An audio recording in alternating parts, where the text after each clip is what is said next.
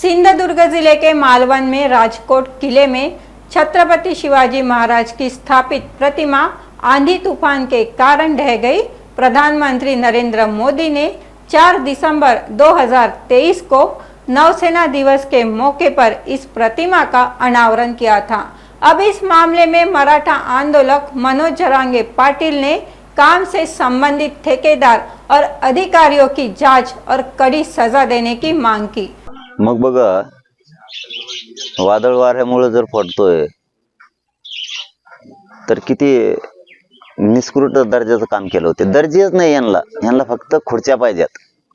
आणि तो जो कोण काम करणार आहे तो कोण कॉन्ट्रॅक्टर काहीतरी असेलच ना, त्याला नेता फेता असणारच आहे त्यात। आता एखादा बरबाडलेला विचाराचा एखादा त्याला खूप खायची सवय हे असणारच। यांना काय नाही, महाराजे नाही, दैवत नाही, हे काही बघत नाहीत, फक्त पैसा कशात निघल एवढंच बघतायत।